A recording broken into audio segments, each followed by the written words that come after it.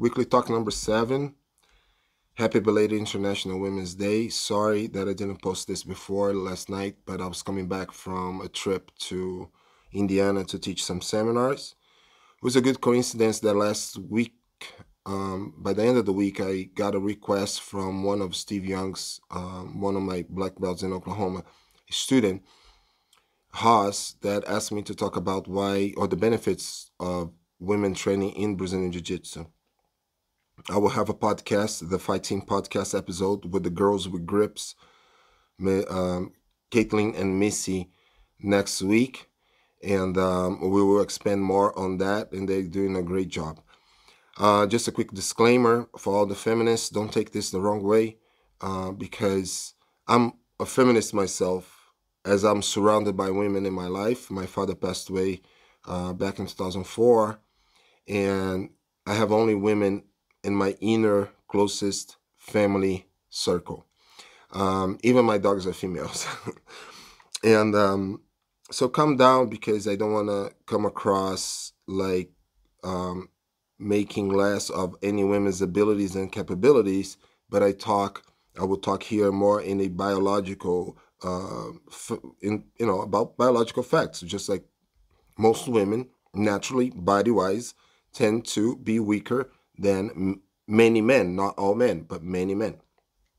And having said that, we might have to apply and use and learn different methods besides Brazilian Jiu-Jitsu when it comes to self-protection. Okay? That's nothing to do with the abilities or intellect or IQ, nothing like that, because that's like completely like we are equal. There's no question about it. And we're going to find women much stronger than men naturally, some men. But if we look in numbers and biology, that's what happens. And the reason I say that, because I'm extremely realistic when it comes to self-defense, and I'm extremely realistic when it comes to the dangers of the world and violence and numbers and gun violence and everything. I don't express here my emotional opinions, but only opinions that I have done some study about. I'm linking also one interview. It's not related to what I'm talking about, but it's about postmodernism, and it's very interesting because it's with Professor Camille Paglia.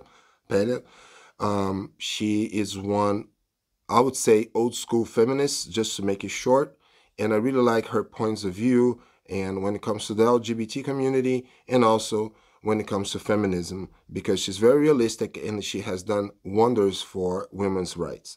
And so let's start. I split this in 5 topics, and I'm going to start with one that I feel which is the most important. Maybe it will be the most important end result of you working on yourself, you women working on yourself and making a decision to learn to be stronger physically, mentally, through martial arts and Brazilian Jiu-Jitsu. So one, I would say that training martial arts and Brazilian Jiu-Jitsu might raise your sense of worthiness. And the reason I say that, because, well, first of all, most of the women, when they start training for many different reasons. But I feel like when they cross the door, when a woman crosses the doors of my gym, willing to train Brazilian Jiu-Jitsu, she's already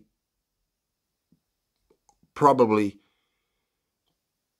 planning to work on her sense of worthiness through improving her self-confidence and assertiveness, and of course, self-love, right? It's very important, in my opinion, for women to understand that, well, society hasn't been fair throughout history, and I'm talking about throughout history, like long time.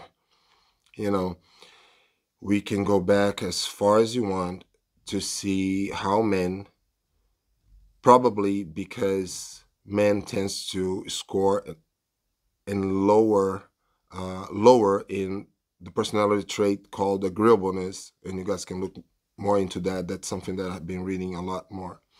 And women tends to score more and higher in this personality trait called agreeableness, which is subdividing compassion and politeness. And this is not something that I'm coming up with. This is from studies from famous psychologists, and it's pretty much psychometrics. It's not like my likes and my prejudice or my, anything like that. It's just the way it is, which there's good and bad in both scoring high or low in agreeableness. The good about is that if you score high, the good about scoring high is that you will tend to be more compassionate and more polite. And we'll try to understand better others. Always is the typical case of a woman that maybe score high in agreeableness, a woman that has been in an abusive relationship, but is always given a second chance because she's always trying to see the good on an abusive partner. So we all know or might know through somebody else, somebody that has been in that situation. And we think like, how come she doesn't get out of that situation? Maybe because she doesn't have a high self-sense of worthiness, and to understand that, well, that person, that man could have been abused. He could have been, had a terrible education at home, terrible orientation at home, or through society, and that's why he acts the way that he acts. Well, that's us being compassionate and trying to understand. But at the same time, it's up to that man to work on himself to become a better man, better person, better partner. And if it doesn't, I think like a woman with a good, strong sense of worthiness will understand that maybe it's time for her to move on and to leave. I think like we can expand sense of worthiness and just make this huge, talking about even other factors that might contribute for the sense of worthiness. But I think the sense of worthiness is an end result of the number two, say, good effects of training and working on yourself through martial arts and Brazilian Jiu-Jitsu, which for everyone, but especially for women, it might help to raise your self-confidence, your assertiveness, and through other reasons, which I put it as a number 5. So I'm going back and forth because everything is interrelated. The side effects of training Brazilian Jiu-Jitsu, the other side effects, which will be naturally weight loss. And I'm going to expand more on that. So let's say you feel and you see the changes in yourself and your body. Your stress might reduce or might be counterbalanced with the feel-good hormones and chemicals in your body, like dopamine, endorphins, and serotonin that I always talk about. And serotonin is a factor that definitely a hormone that regulates your self-confidence. So imagine now a woman that she crossed the door, she's not feeling so confident and even comfortable about being in an environment with other men. And through my interview with the Girls with Grips, you guys will understand what they are doing to help women engage in Brazilian Jiu-Jitsu through training with other women first before they go to Brazilian Jiu-Jitsu, training with other partners in mixed classes. We're going to talk more about that too. But imagine now women like having this is slow progression and improvement in their self-confidence and their assertiveness. I think like naturally the self-love that it's connected with your worthiness, your sense of worthiness will also go up. And now that woman might ask herself like, why am I putting up with this? Why am I putting up with this situation? It could be a job. It could be in your work environment. Like I said, your workplace. It could be even in your house, in your family. It could be between your relatives, not just like an abusive relationship with a partner, men or women, but maybe somebody that have a higher self-love, right? Improved self-love and the sense of worthiness will ask, like, why am I putting up with this? Why am I giving so many chances to somebody that maybe is not working out, that's not working out on himself or herself? and I'm not here giving any relationship tips, but I'm saying like the side effects. That might help with the self-confidence, help someone to be assertive and be able to defend herself verbally, not like in argues and fights and anything like that, but just having pure like a better mind to make decisions. And the sense of worthiness also make anyone realize that nobody has the right to raise their voices to you, touch you if you say no, use you when you're not willing to do something, right? And this, again, in that spectrum of violence, because there's a very tiny violence, the subtle tidal violence that we might not see every day, to a very physical, lethal situation. And we have to understand, because that's all violence. And also we have to understand that some people just have major issues, and just like love, compassion, and empathy training might not be enough. But that's for some other talk. So one, it might raise your sense of worthiness. Through number two, the improvement in your self-confidence and assertiveness. Number three, you find out what you're really capable of. First of all, you'll find out that you are capable of rolling with other women or having that close physical contact without any issues. And then you move on, and then once you feel comfortable, you start going to mixed classes, or some women starts right off the mixed classes. And for many reasons, I'm not expanding too much. I wish I could expand this more in depth. And if you work with women suffering from any abuse and or had a abusive relationship in the past, or have a history of being molested or something like that, and it needs to work on these things, and you want to talk more about it, we can have a whole episode about it. We can do multiple parts about it, like I'm planning to have one on violence. I want to do maybe work on this too, because it's very important for me. But then you realize your capabilities. Like, okay, well, now that thing that was very strange for me, which it was to have this proximity with another person, now I feel more comfortable training with other women. I can move on and train with guys. And if you find a good school, I'm going to record another episode about how to find a good school. Actually, I think I have one on the Fight Team podcast. Sign up, subscribe there, hit the notification button, and you will find that episode. You find a good school where the coach controls the environment well, where he filters the bad people from the good people, and eliminate the bad people by expelling them from the school if they don't adapt to the atmosphere. You will realize that now you can grapple men, and you might, if you have any trust issues, you might even start rebuilding the trust in yourself and the trust in others. And you start training with men that are playing fair, because of course I'm 240 pounds, I'm 6'3" tall, and I have been doing martial arts for 32 years. If I go all out against a woman, or a smaller person or weaker person, male or female, and or less skilled person, of course I will have the advantage. It's just natural, it's just a reality, that's realistic. I'm not going to give you false hopes. But if you find a place where you can train fairly with men that will play fairly with you, not to take it easy and to babysit you, but, like me, if I have a few 130-pound female students, and same way with my wife, and I have another one that's another 30 pounds, Jennifer, and I have Victoria, that's probably about that too, and I have rolled with so many other girls, and I never overused my weight and my strength, and I want to do so it feels compatible, as if they were fighting someone that was the same size, same strength, same speed. Not giving them any chances, and not giving them false hopes, like, oh, you really got my neck, oh, good job. I'm like, no, I cannot be flattering, I have to be realistic. And we're going to talk more about that too. So you realize, can you fight a stronger person?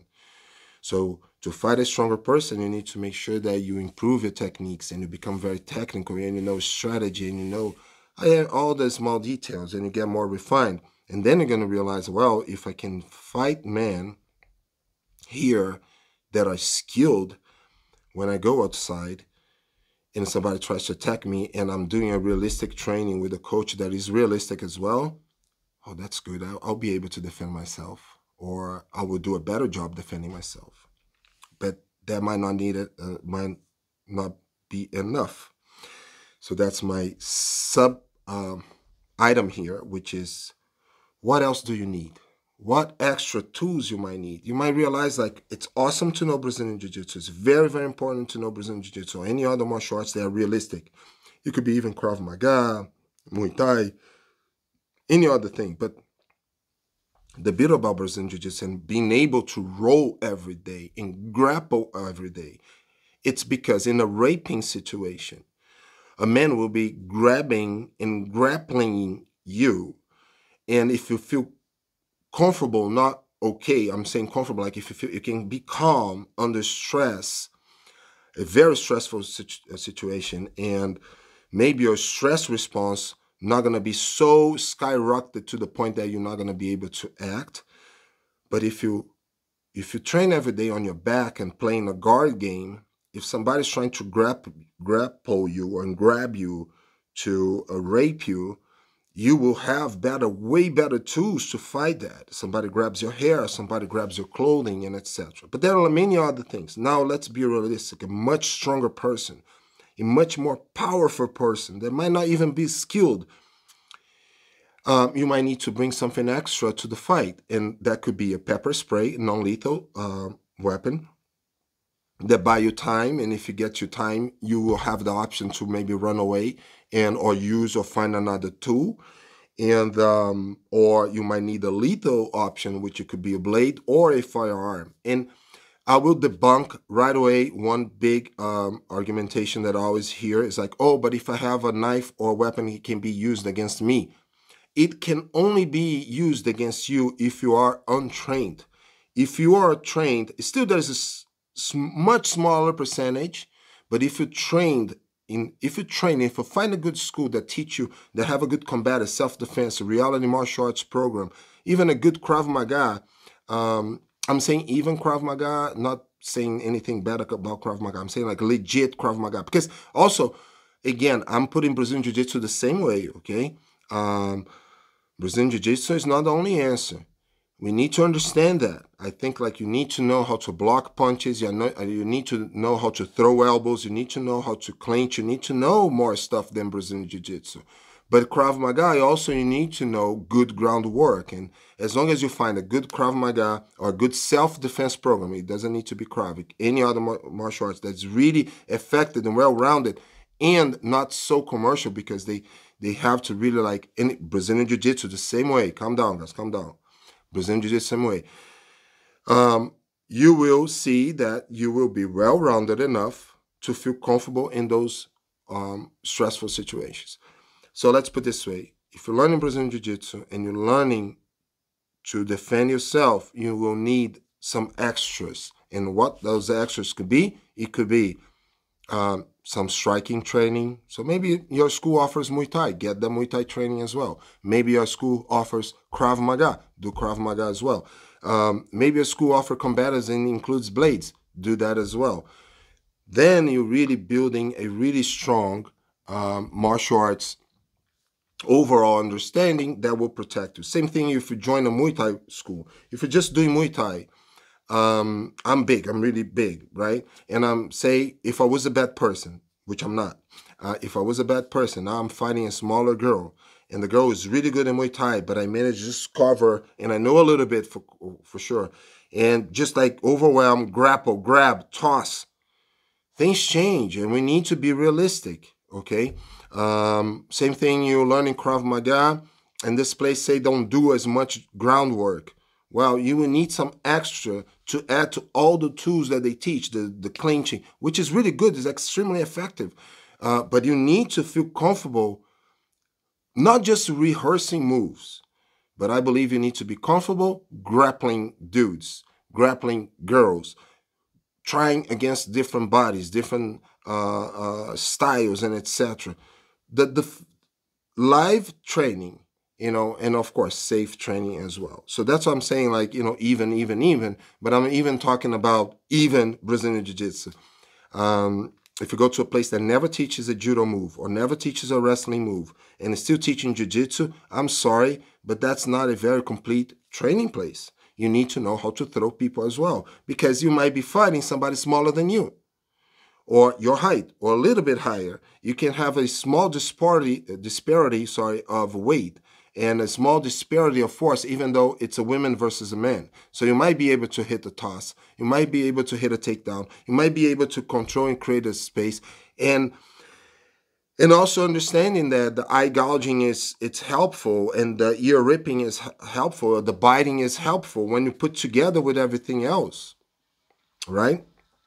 So I don't want anybody to get offended. I'm just saying, like, if you have a legit system and you're comfortable with your system, and you know as a coach that your system is effective, and you're not protecting if you are protecting your students, like George Chambers said, from your own likes and dislikes, you're doing a good job. Meaning that, well, I might not like to strike too much, but I'll make sure that tell my students that they need to know striking. Okay. If you're a coach, don't be afraid of being like that, in my opinion. Okay. Also, number 4, you will find a new community, a community with people that they are thinking, like-minded people that are there for each other, people that are there to help each other, people that are there to, if you need make a quick phone call to help in any case, they're going to have the people in your community, your teacher, your professor, the other people, the new friends you will have. Maybe you're not in a very healthy place, and you're in a toxic environment at home or the work and etc. But that school, the jiu-jitsu school, the Krav school, the Muay Thai school, or whatever school you're going to for your training, is a little safe haven, not a safe place, but a safe haven where you find people that are there with in the same mission. They have the same goals. They want to protect themselves. They want to build their self-confidence. They want to build their self-assertiveness. They want to raise their sense of worthiness. They want to learn what they're capable of, what they're not capable of. They're trying to learn what they have to add. And even me, I keep learning. I'm big, and I feel like I like to think that I can protect myself, but I'm getting older. So I'm learning blades, I'm learning firearms, I'm learning other things, and it's okay. It's okay to learn other stuff. And the side effects, the positive side effects that maybe you didn't start looking for those things, and it can be back and forth. Which are the side effects? Weight loss. You're gonna get stronger, mentally more balanced. You will have a better state of mind. All these things can go from 1 to 5, 5 to 1. Maybe you're starting jiu-jitsu because you're in a great relationship and everything's so good in your life, but you want to lose weight and you need another activity because you don't like to go to the gym and to just lift weights.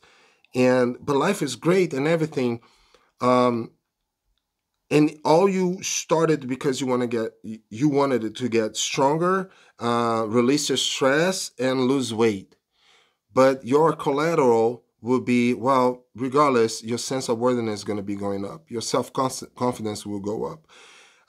You will learn, I think, like for women especially, you will learn when someone is really trying to make less of you, putting you down, or somebody that is trying to raise you up.